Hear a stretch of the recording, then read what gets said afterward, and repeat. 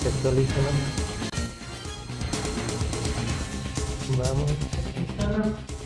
Perfecto. Ya solo nos falta Twitter y ya está el paquete completo. ¿En Twitter también se puede compartir en vivo? Sí. Poquito pesado, pero sí se puede.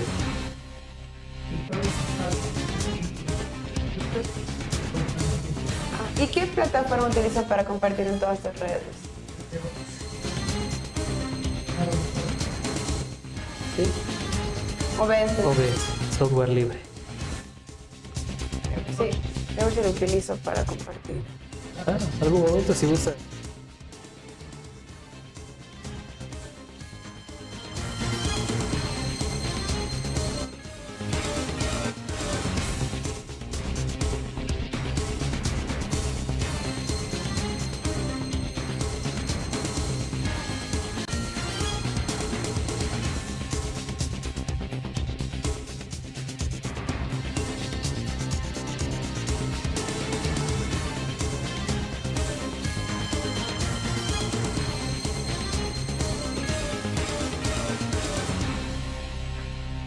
En tiempos de engaño universal, decir la verdad se convierte en un acto revolucionario.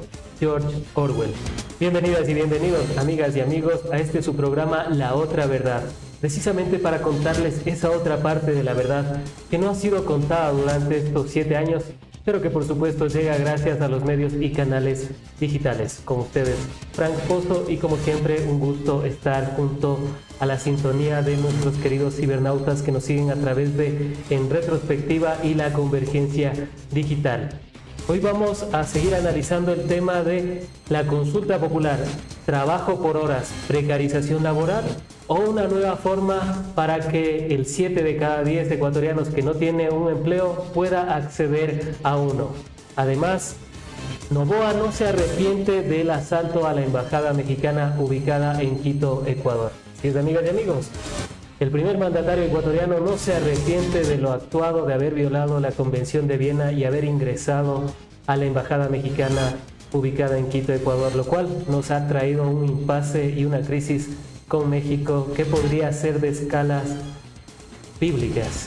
Para ello, amigas y amigos, ya estamos junto a la asambleísta Mónica Palacios. Ella fue electa por nuestra comunidad migrante, a quien le damos la cordial bienvenida. ¿Cómo está, Mónica? Qué gusto tenerla en el espacio. Muchísimas gracias, Frank. Un honor para mí estar compartiendo el día de hoy con ustedes. Lo propio, asambleísta, qué gusto tenerla ya de manera presencial, ya no solo de manera virtual, en este momento la casa de En Retrospectiva del programa La Otra Verdad. Muchísimas gracias, está muy bonito el lugar, así que felicitándoles. Justamente está al frente de la Asamblea Nacional, así que creo que para muchos asambleístas se nos va a hacer súper bueno es solamente el cruzarnos y poder conversar con ustedes. Precisamente. Y para arrancar, asambleísta, ¿qué decir? Noboa no se arrepiente del asalto realizado a la Embajada de México ubicada en Quito, Ecuador, el pasado 5 de abril. Tenemos un presidente que es un niño rico, un niño malcriado, con banda de presidente, que piensa que el Ecuador es una de sus haciendas bananeras y nosotros, los ecuatorianos y el mundo, sus vasallos. No puede ser que el presidente de la República no entienda de derecho internacional, no comprenda que violó el convenio de Viena, pero también el convenio de asilo diplomático de Caracas de 1954, que dice de forma tácita en su artículo número 9 que el país que da el asilo es el que determina si es o no pues persecución política. Él, aparte de todo, se argumenta y lo que dice constantemente es que supuestamente México tenía a un delincuente en la embajada, cuando eso no fue así. Tenemos que recordar que Jorge Glass salió libre de la cárcel, sin grillete. Después hubieron hasta las declaraciones de la propia fiscal general del Estado, la señora Diana Salazar, en un medio de comunicación extranjero, CNN en español, en donde dijo que Jorge Glass era un hombre libre y que tenía que dar justamente su versión libre y voluntaria cuando él lo desee. Pero obviamente Jorge se sintió que otra vez le empezaron a perseguir y fue a la embajada. Ahí fue cuando no se presentó otra vez, tenía que presentarse en el juzgado del Guayas, semanalmente, no fue porque ya estuvo ya en la Embajada de México, porque tenía miedo, porque ya le encerraron una vez de forma inocente, porque el Tribunal Federal de Brasil dijo y le eximió de toda culpa en el caso Odebrecht. Entonces él dice, ya me nombraron inocente, ahora me quieren perseguir por otro tema de la reconstrucción y la reactivación económica de Manabí, entonces me voy a refugiar en la Embajada de México. ¿Qué fue lo que pasó? Pues que el señor Noboa, rompiendo con cualquier regla internacional, se metió y ahora el señor Jorge Glass está en la roca. Él es un niño malcriado, eso es todo. Ecuador ha manifestado que realizó esta acción porque primero México había roto la Convención de Caracas de 1954 al haberle dado el asilo político a una persona, según el régimen de Daniel Noboa, sentenciada y que estaba con un proceso judicial en marcha. ¿Es razón suficiente para realizar este tipo de acción? Es que eso es completamente falso lo que está diciendo el señor Daniel Noboa. Como repito, el señor Jorge Glass salió libre de la cárcel. Él lo que tenía que hacer es ir a rendir su versión libre y voluntaria en la fiscalía. No lo hizo, entonces se refugió en la Embajada Mexicana. Obviamente no fue al juzgado en Guayaquil, que tenía que presentarse una vez a la semana, pero eso no quiere decir que tenga ninguna sentencia ni nada en su contra. Entonces él era un hombre libre que entró como un hombre libre a la Embajada de México. Y como repito, el artículo número 9 de la Convención de Asilo Diplomático de Caracas de 1954 determina y dice de forma tácita que el país que va a entregar el asilo es el que tiene que recibir toda la información del país de la persona que está pidiendo el asilo, en este caso de Ecuador, sobre todo el tema del cual se le está juzgando a la persona. También México ha pedido a Brasil y otras instancias también que le envíen la información. Pero ¿qué es lo que dice el artículo? Que la última decisión es del país que entrega el asilo en el tema del cual ellos tienen que decidir si la persona está juzgada por delitos comunes y no se le debe de entregar el asilo, o si efectivamente es un perseguido político y se le tiene que entregar el asilo. México tomó la decisión soberana de decir, sí, es un perseguido político, le vamos a dar el asilo. Esto tuvo que haber respetado el señor Daniel Noboa y no lo hizo porque no le dio la gana. Ahora estamos pagando justamente los resultados a nivel internacional. Uno de los resultados que hemos visto el día de ayer es que ya no tenemos energía. Hemos visto cortes, no son desconexiones, sino son cortes energéticos en todo el país de más de 3 horas. Y esto es porque Colombia ya no nos quiere vender más energía.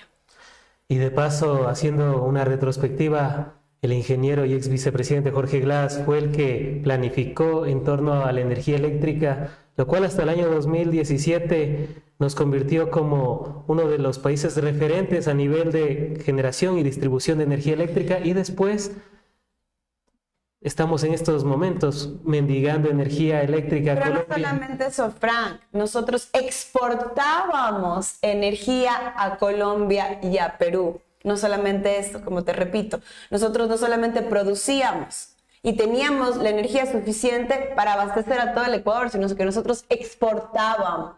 Ahora tenemos que estar rogando a Colombia que nos venda. No nos va a vender por el tema de Jorge Glass y por lo que hizo Ecuador en la embajada. Así que, ¿qué vamos a hacer? Vamos a seguir con los apagones que tenemos. Y recuerda también que tenemos la ley que se pasó en la Asamblea Nacional, en la cual se prometía 0 apagones. Pero es otra mentira más del gobierno de Daniel Noboa.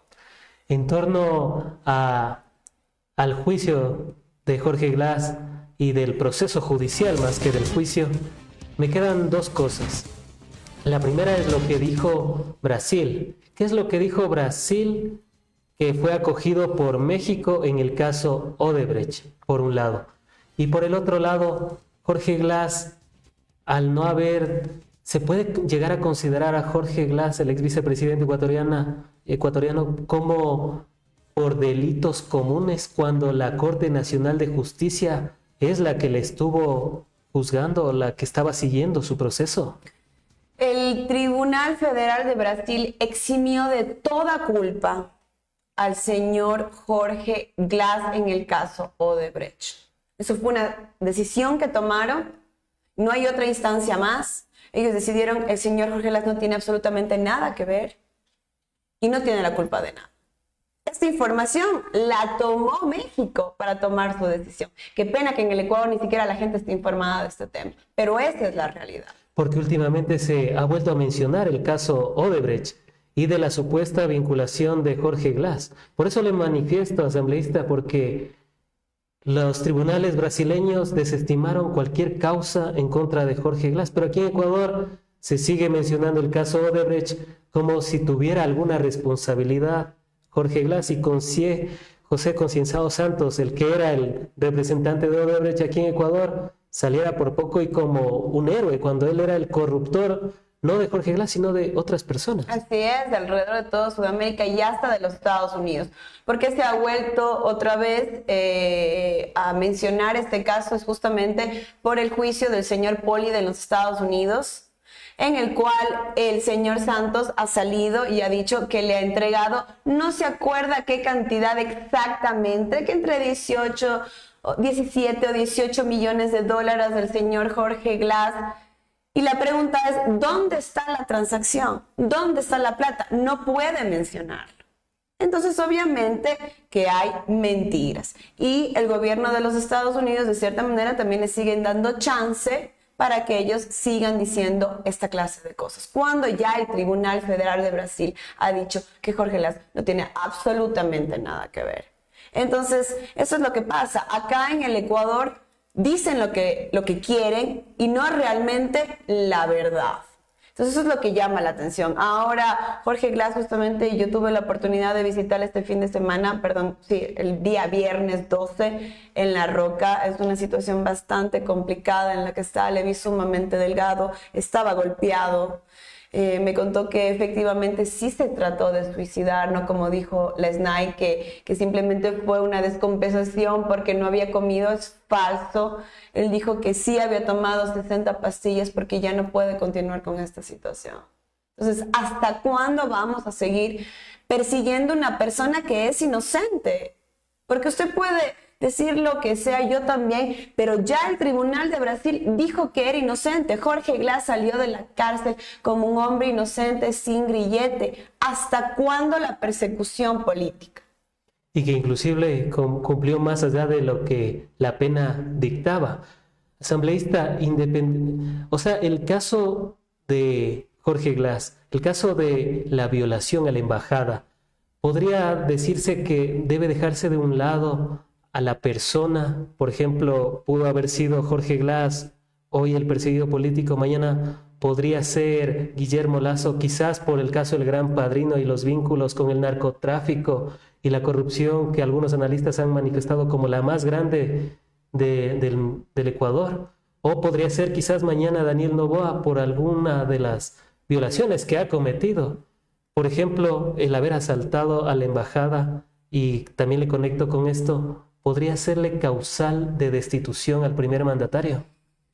Sí, por conmoción nacional, sí puede estipularse en la Constitución, si no estoy mal, artículo 130 o 131, pero debemos de ver si realmente tenemos los votos dentro de la Asamblea Nacional, y parece que no. Hay esas mayorías móviles que se mueven dependiendo de las necesidades que tengan y de cuánta plata estén ofreciendo también. Tenemos a nuestros tres asambleístas que ya salieron de la bancada. Nos da mucha pena porque eran personas que se les dio la oportunidad para que puedan representar a su pueblo, a sus mandantes, pero con la Revolución Ciudadana. Frank, yo te voy a ser muy sincera y esto le voy a decir a la cámara. La verdad es que la gente no ha votado por Mónica Palacios. Esa es la realidad. La gente vota por la Revolución Ciudadana. Así que yo tengo que ser responsable con el movimiento político que a mí me ha dado la oportunidad para representar a mi comunidad, pero yo también me debo a mi partido político. Entonces eso creo que debemos de dejar claro. No es que yo, Mónica Palacios, voy a irme a otras elecciones y voy a ganar. No, no, no, no, no. Yo estoy ganando gracias a la Revolución Ciudadana y eso se respeta. Usted habla de una forma orgánica, pero bueno, para terminar con el tema de Jorge Glass y su situación actual, asambleísta, esta forma en cómo actuó el gobierno y como le comentaba, independientemente, se puede decir que debe ser independiente de que si sea Jorge Glass, hoy Guillermo Lasso, mañana quizás, o Daniel Noboa por lo actuado en los últimos meses, se debería de diferenciar aquello y respetar el derecho internacional, o podría venir otro presidente y decir, bueno, si no me gusta el actuar de diferente actor político, tengo que entrar inclusive a la embajada. Eso es lo que se debe hacer. Es un terrible precedente el que está dejando el señor Daniel Noboa. Es terrible, no solamente a nivel del Ecuador, sino a nivel del mundo. El señor Daniel Noboa, como repito, piensa que el Ecuador es una de sus haciendas bananeras y puede hacer lo que le da la gana, pero el que obra mal le va mal. Y en cualquier momento, uno nunca sabe, él puede estar en la misma situación. Y créanme que tal vez el presidente que esté en ese momento no vaya a tener ningún reparo en meterse donde sea y sacar.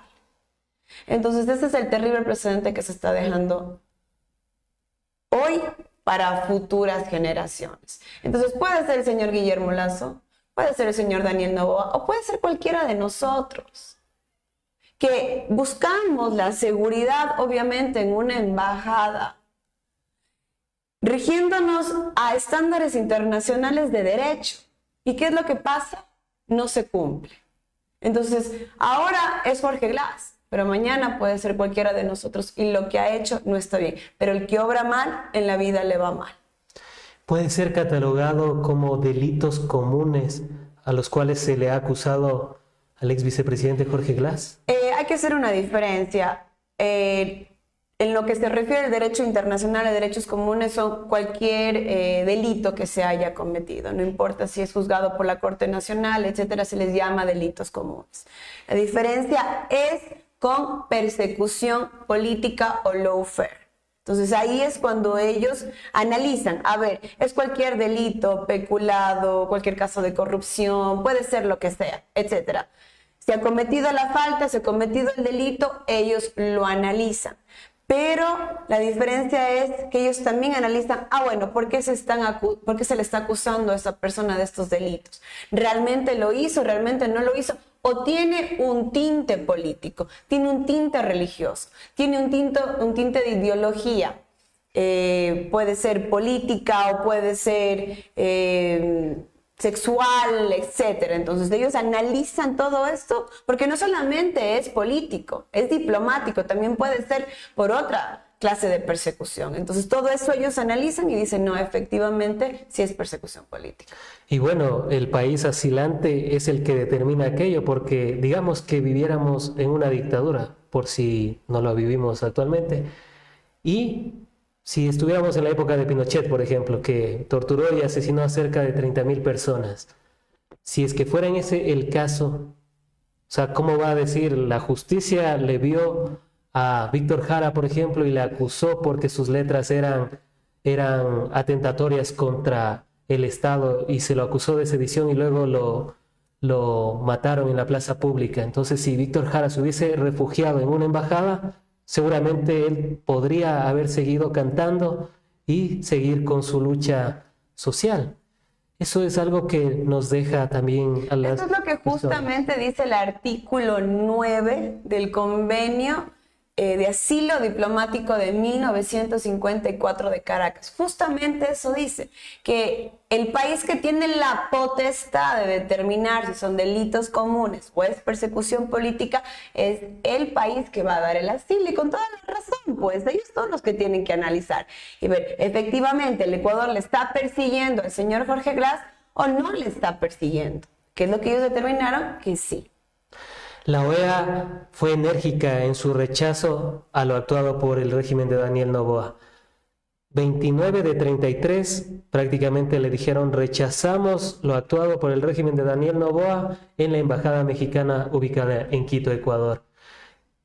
Asambleísta, ¿cree que lo que ha pedido México, por ejemplo, que se disculpe públicamente en primer lugar Daniel Noboa para evitar que salga de la Organización de Naciones Unidas, cree que Daniel Noboa va a hacerlo? Aunque bueno, hace poco ya dijo, no nos arrepentimos de lo actuado, o sea, prácticamente a él no le interesa el buen nombre del país a nivel internacional. Si es que Ecuador sale de la ONU, ¿qué podría pasarle al país? Bueno, romperíamos relaciones con muchos otros países, no tendríamos ayuda social, comercial también. La ONU es una de las instituciones más importantes a nivel internacional, en las cuales realmente tenemos relaciones con otros países que nos ayudan. Instituciones como el UNICEF, ONU Mujeres, que justamente lucha a favor de los derechos de las mujeres. Entonces todo eso se va a acabar para el Ecuador. Vamos a ser dejados a un lado. Pero lo que a mí me sorprendió de lo que dijo, si no estoy mal, el día de ayer el presidente de la República, es que le vio la cara y sonrió como un niño malcriado, repito. Sonrió y dijo, no, yo no tengo, nosotros estamos en el lado correcto de la historia, dijo eso en inglés. Y dijo, yo no tengo nada de que arrepentirme. Yo no me voy a arrepentir de nada. ¿De qué me voy a arrepentir? Entonces son esas actitudes infantiles que no hacen que los ecuatorianos quedemos bien a nivel internacional. Porque él no está representando a sus empresas, él está representando a todos los ecuatorianos y tiene que portarse de una manera apropiada, porque los ecuatorianos nos merecemos respeto.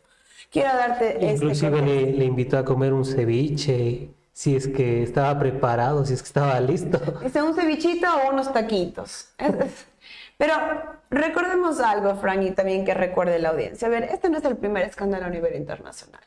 Primero fue el tema de la chatarra, cuando mintió y dijo que supuestamente había armamento ecuatoriano ruso que era chatarra y que se iba a enviar a los Estados Unidos.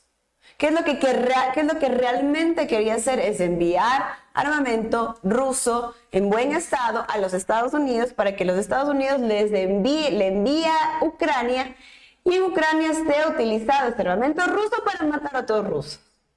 O sea, ese mega y monumental problema es en el que nos iba a meter. Rusia se portó, al contrario, muy educada y muy diplomática y dijo, aquí se acaban nuestras relaciones comerciales si usted no hace lo que tiene que hacer y es decir la verdad.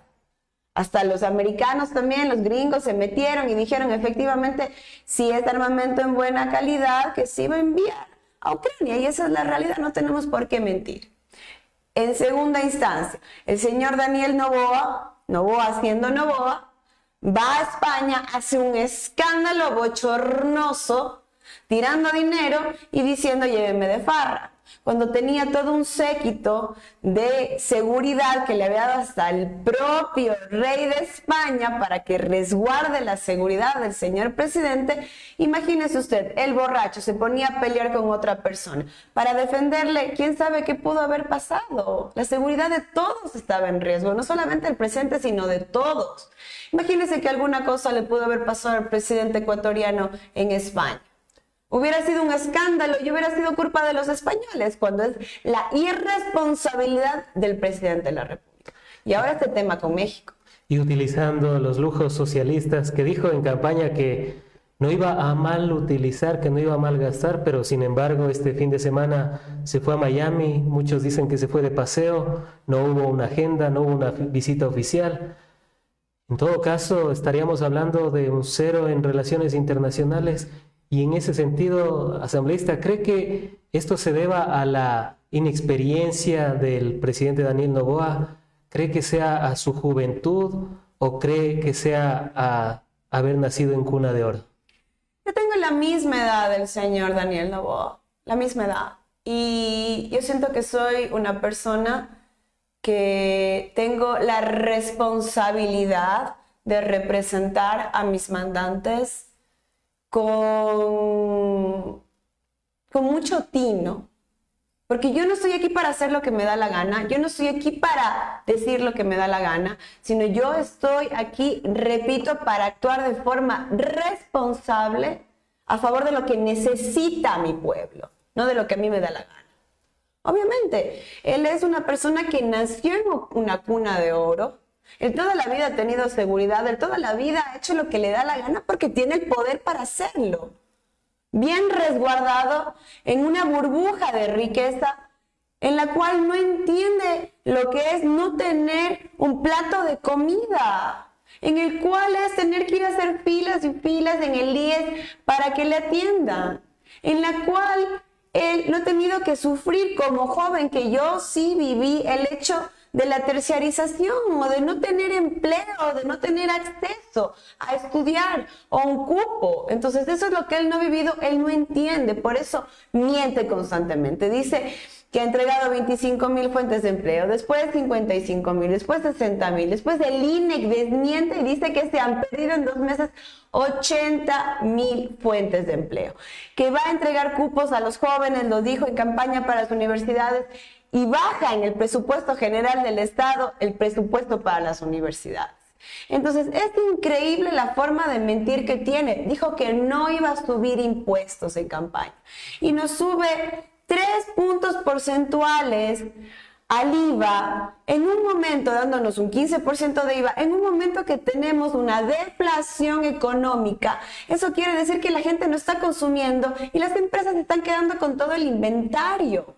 Hasta el más básico de los economistas le hubiera dicho eso, pero él tiene una agenda que se rige a lo que quiere el Fondo Monetario Internacional y a él no le importa lo que pasa con el pueblo. A propósito de la subida del IVA, algunos miembros de la bancada de la Revolución Ciudadana votaron a favor de la ley de turismo, pero la mayoría del bloque se había opuesto.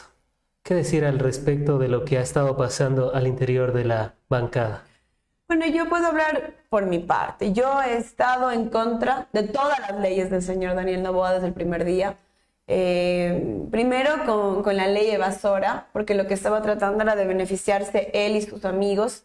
Y a la final condonó 1.100 millones de dólares. Pero ¿qué hicimos? Nosotros le dimos ese espaldarazo y dijimos, vamos a trabajar en conjunto, señor Daniel Noboa, no queremos estar en esta pelea constante por parte del legislativo con el ejecutivo, vamos a trabajar en conjunto, pensando que él tenía una visión país.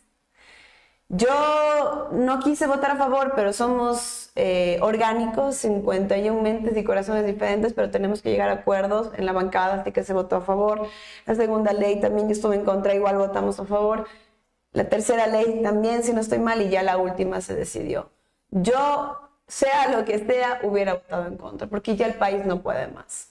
Y peor, subir 15 puntos porcentuales, 3 puntos porcentuales, dándole un valor de 15% al IVA, es algo completamente irracional en este momento, y todos estamos pagando en este momento las consecuencias. Ahora, no solamente viene el IVA, vienen los apagones. En este momento la gente ha perdido empleo, sigue la migración masiva, sigue la delincuencia.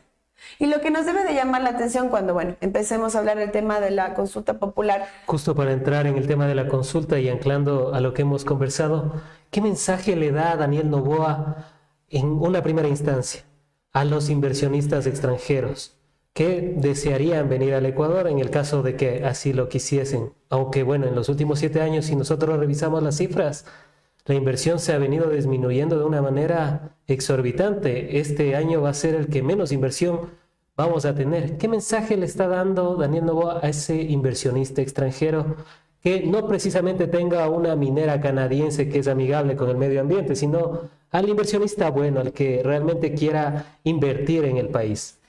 Frank y audiencia, ¿qué inversionista va a venir al Ecuador si el señor Daniel Noboa se mete en una embajada y hace lo que le da la gana? ¿Qué seguridad jurídica tiene de venir al Ecuador en invertir? Si puede decir en cualquier momento me pueden quitar mi negocio.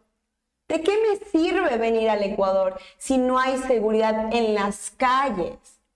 Entonces, Él prometió inversión, él dijo, sí, yo soy también americano, yo soy Va a venir ciudadano, Starbucks. va a venir Starbucks, va a venir esto, va a venir el otro, al final no ha venido nadie y nadie va a venir.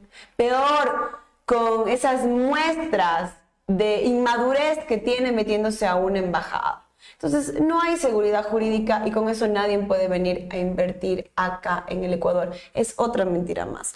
Y por el otro lado, el tema de la consulta popular, los tratados bilaterales de inversión, volver al CIADI. ¿Cómo se puede comprender que quiera Daniel Noboa volver al arbitraje internacional cuando a la par no respeta el derecho internacional de Viena? A ver, tenemos que entender algo y de qué se trata el CIADI, porque esto del arbitraje internacional mucha gente no lo entiende. El Banco Mundial tiene un centro de arbitraje internacional en el cual van empresas multinacionales que tienen contratos con los países y también obviamente va a litigar los países. Ese centro de arbitraje internacional se llama el CIADI. El Banco Mundial recibe dinero para sus inversiones alrededor del mundo justamente de estas mismas empresas. Entonces, el Banco Mundial, el CIADI, ¿a quién va a beneficiar de forma intrínseca? Ya se sabe que a estas empresas, pues. En el 94% de las litigaciones que el Ecuador ha tenido con empresas internacionales ha perdido. En el 94% de todos. Hemos perdido más de 3.000 millones de dólares. En este momento tenemos otras litigaciones que vamos a perder otros 3.000 millones de dólares. Probablemente. En total hemos perdido más de 10.000 millones de dólares.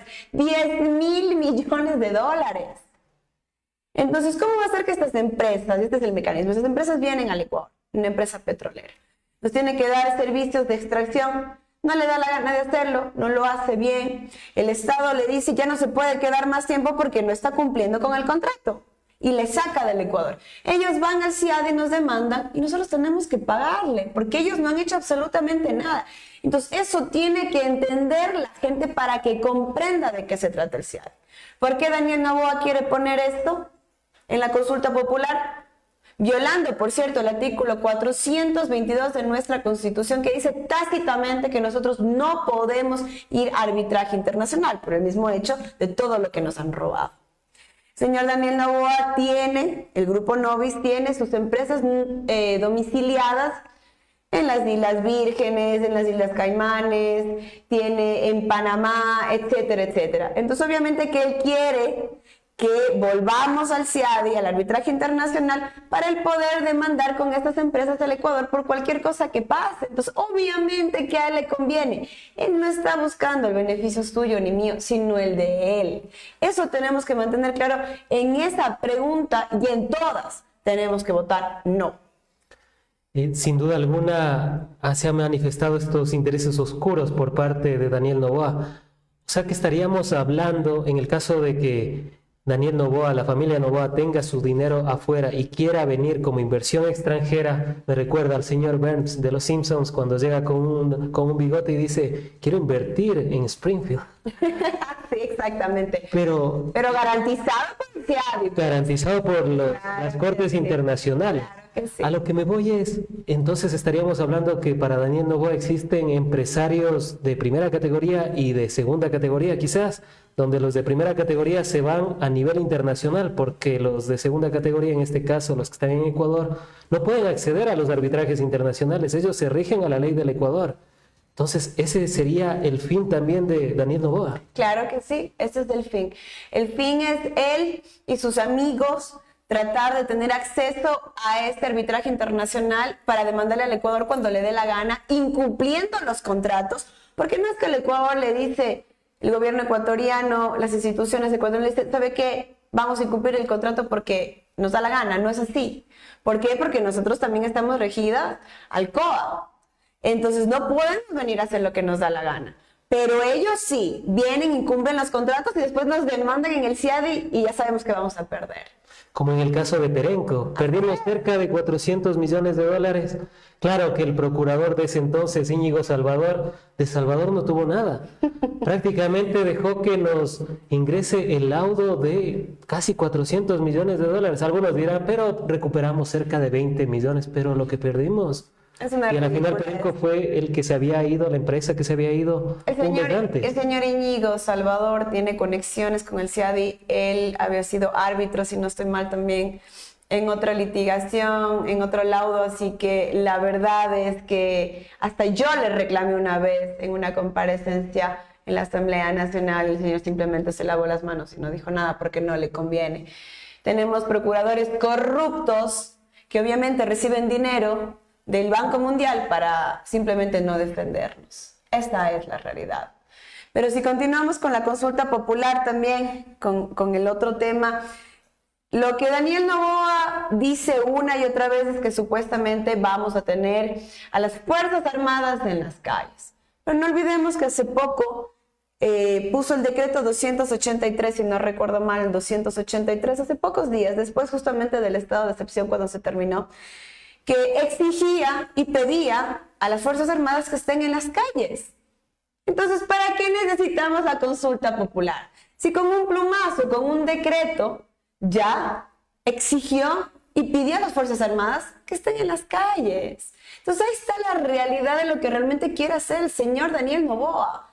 Es medir su popularidad con la plata de todos los ecuatorianos y ecuatorianas, gastando 60 millones de dólares. De forma imprudente, cuando eso debería de ser gastado en las Fuerzas Armadas, en la Policía Nacional, en la seguridad ciudadana o en el supuesto Plan Fénix. Ustedes como asambleístas estaban debatiendo algunas de las reformas y de lo que se está planteando en torno a la materia de seguridad. ¿Por qué se cayó las votaciones que iban a hacer las reformas al COIP y para poderles dar también un poco más de acción a los militares?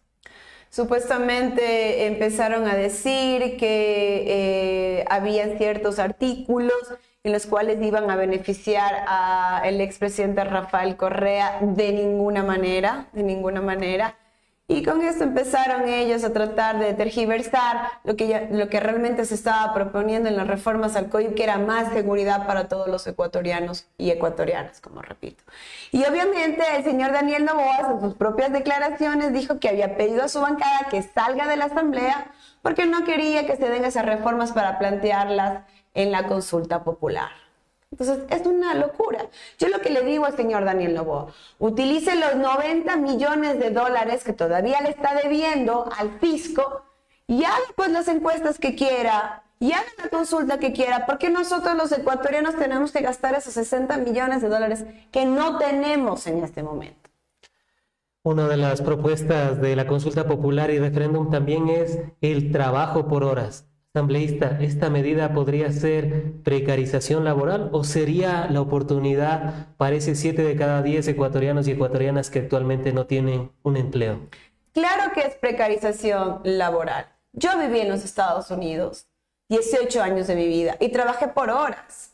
Sí, obviamente el salario que me estaban pagando allá más o menos me ayudaba a suplir con mis gastos, pero no totalmente. ¿Por qué? Porque no tenía seguro social, porque no tenía vacaciones, no tenía días de enfermedad, no tenía maternidad, no fui mamá, pero mis compañeras no tenían maternidad, no tenían lactancia.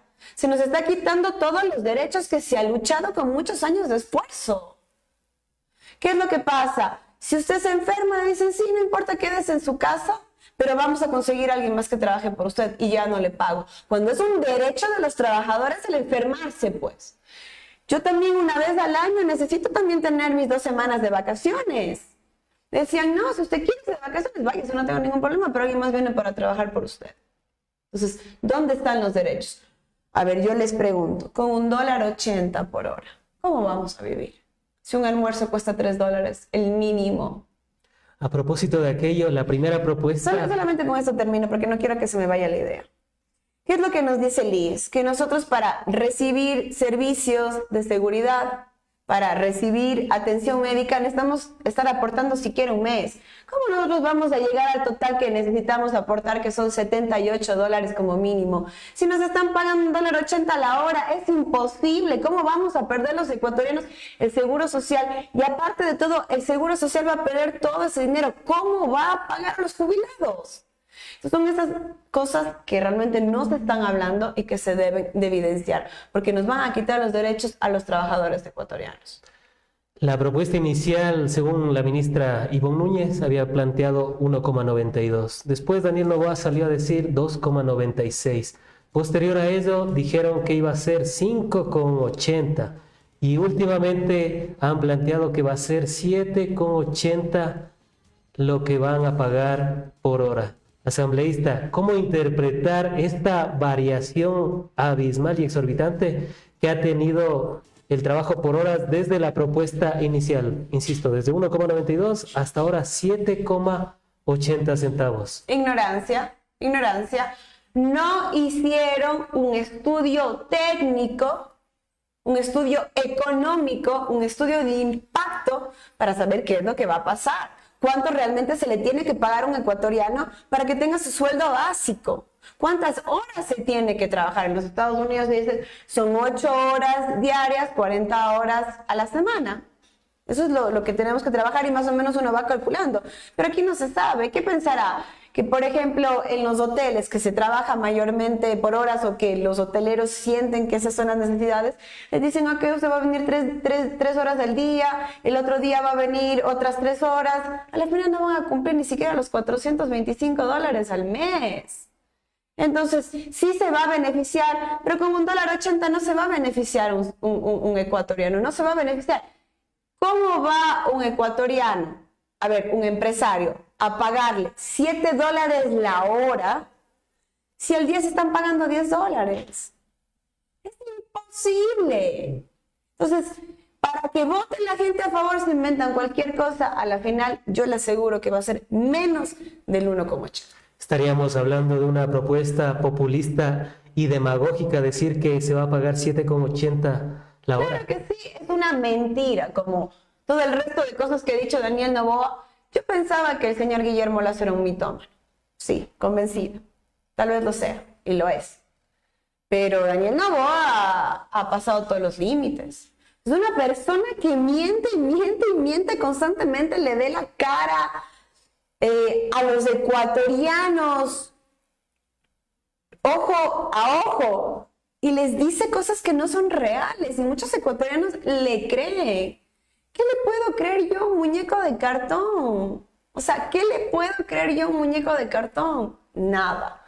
Entonces, es imposible, como repito, si al día se pagan $10 a un trabajador. ¿Cómo la hora? ¿Cómo Daniel no va a pretender que la hora se pague a $7? Es imposible. Como le repito, esto va a beneficiar a los grandes empresarios, pero no a los trabajadores ecuatorianos. Yo creo que la mayoría de personas va a votar no en esta pregunta. Uno de los argumentos que tienen por el no las diferentes agrupaciones es que va a haber despidos masivos. Pongamos el ejemplo no consentido. Una empresa que tenga 100 trabajadores va a despedir a 50 para luego volverles a contratar bajo el régimen por horas. Asambleísta, si es que esto llegara a pasar, ¿no podría poner en peligro la estabilidad y sostenibilidad del IES? Tomando en consideración que en los últimos años ha tenido unos graves problemas económicos la seguridad social. Claro que sí, inmediatamente. Va a poner en riesgo la seguridad social, va a poner en riesgo el IES. Si en este momento ya tienen un hueco fiscal bastante grande, ¿cómo va a ser de aquí si ya no vamos a tener a todos esos trabajadores, a esa fuerza laboral que son los que aportan al IES? Para justamente ayudar y aportar para que nuestros jubilados tengan su jubilación, para los famosos créditos que dan. quirografarios, etcétera, etcétera. ¿Cómo vamos a hacer? ¿Cómo se va a sostener el IES? Cuando tú y yo vayamos ya a jubilarnos, no nos vamos a poder jubilar, y esa es la realidad de gobiernos inconscientes que solo están pensando en ellos. Y aquí también es importante, por ejemplo, ellos quieren también en la parte de construcción, que su tía es una famosa constructora y que muchos proyectos de ley, exacto, ha hecho dedicados para ella, para devolverle la plata que de seguro le dio en campaña, para que haga campaña, porque según lo que dice el papá no le dio, sino fue la tía. Entonces, ¿qué es lo que quieren? Decirle, bueno, la construcción se va a dar de 8 de la mañana a 3 de la tarde, solamente sus horarios se les va a pagar y nada más. Y se le está quitando todos los derechos, cuando todas estas personas que trabajan en construcción son los que mantienen familias grandes. Y muchos de ellos salen de la ruralidad del Ecuador para venir a trabajar en las ciudades, en estos proyectos inmobiliarios. Y se necesita justamente que se les pague, aunque sea el básico, para mantener a todo el resto de familiares, 4, 5, 6 personas que mantienen en la ruralidad. Pero son esas cosas las que no nos estamos dando cuenta. Entonces, necesitamos entender que hay todos estos trabajadores que necesitan empleo. ¿Y qué también va a pasar? Tú sabes que hay días que hace mucho calor, hay días que llueven, que no se puede trabajar. Simplemente dicen, bueno, el día de hoy vamos a cancelar el trabajo y no les van a pagar. Entonces, eso es lo que están buscando. Entonces, esta medida asambleísta, hay que tomar en consideración algo. La realidad del Ecuador es que a duras penas 3 de cada 7 ecuatorianos y ecuatorianas tienen un empleo. El otro 7 de cada 10 no tienen un empleo. Entonces, ¿qué debería hacer el gobierno para tratar de impulsar el empleo? ¿Qué se debería hacer? Si no es el trabajo por horas, ¿qué es lo que se debería hacer? A ver, yo creo que lo que debería hacer el señor presidente de la República es una reactivación económica. Justamente yo hice una corrida económica hace algunos años, creo que hace unos 3 o 4 años, cuando estaba Lenín Moreno en el año justamente 2019, cuando yo estuve en los Estados Unidos, en la que se veía que la crisis económica empezó, el decrecimiento económico, por la falta de inversión pública. Entonces eso es lo que debería de hacer el señor presidente de la República, con todo ese dinero que ahora tiene por las diferentes leyes, por el IES, etcétera, debería de empezar a construir carreteras, hospitales, debería de empezar a invertir en el Ecuador. Entonces, eso reactiva la economía y poco a poco vamos saliendo de la crisis en la que estamos. Obra pública. Obra pública, y eso también atrae mucho empleo. Eso es lo que necesitamos en este momento en el Ecuador. Pero el presidente de la República no ha invertido en absolutamente en nada, no ha hecho ninguna obra, ha presentado o ha inaugurado obras que ya habían estado hechas, ni siquiera por Guillermo Lazo, sino las que dejaron de la Revolución Ciudadana, que no se habían estrenado y que faltaba cierta que otra cosita por terminar, y esas son las que Guillermo Lazo, las que Lenín Moreno y ahora Noboa está estrenando. ¡Qué vergüenza! Uno diría que por lo menos Guillermo Lazo hizo un poste de luz, al cual le dejó sin luz posteriormente, pero por lo menos había hecho... No. Él, menos una obra. Recordemos que en el caso de la muerte de Verónica, de la persona, de la mujer de la ciudadana que falleció dentro de la escuela de policía. María Belén Bernal, mil disculpas. Destruyó ese edificio, supuestamente. La FIDA no sé si se llevó o no a cabo, pero eso fue lo que dijo. Vamos a destruirlo, y eso fue lo que él trató de hacer en contra de la violencia de género. Como si el edificio tuviera la culpa del acto del policía, del ex esposo de María Belén Bernal, se me olvidó el nombre, María Belén Bernal. Asambleísta, para finalizar, y bueno, antes de finalizar, mejor dicho, muchos han catalogado al presidente Rafael Correa de traición a la patria. ¿Qué responder a aquello? Es una locura. Como un presidente que trabajó por el pueblo, que realmente hizo obras, que demostró con creces que sí se podía trabajar por todas las necesidades de todos los ecuatorianos, que vimos que justamente, y esas cifras están en el Banco Central, tuvimos un crecimiento económico de más 2, nunca antes visto en la historia del Ecuador, de la manera que se hizo, ¿Cómo va a estar en contra de los propios ecuatorianos o la patria? Lo que él dijo es que quien necesita tener una sanción como niño malcriado es Daniel Noboa. Y yo comparto lo mismo. Daniel Noboa necesita ser sancionado. Daniel Noboa necesita darle respuestas al Ecuador y al mundo. Daniel Noboa no piensa que realmente todo lo que está haciendo lo pagamos todos los ecuatorianos. Así que necesita una buena nalgada como niño malcriado. Asambleísta, después de todo lo que hemos conversado y mirando a la cámara, ¿cuál sería la otra verdad de la consulta popular, tanto en el trabajo por horas como en los tratados bilaterales de inversión, que sería volver al CIADI? El otro lado de la historia en el tema del CIADI es que lo único que quiere Daniel Noboa es que volvamos al arbitraje internacional, donde el Ecuador ha perdido más de 3.000 millones de dólares y ahora nos va a tocar pagar otros 3.000. La otra verdad de la pregunta sobre el trabajo por horas es que Daniel Noboa, junto a sus amigos y su grupo, quiere precarizar el empleo de todos los ecuatorianos y ecuatorianas. Quiere pagar un 80 la hora y yo le pregunto, ni siquiera un almuerzo podemos pagar con esto. Nos ha dicho que quiere pagar $7 la hora, eso es imposible. Si a un trabajador por todo un día de trabajo se le paga $10. No caigamos en sus mentiras.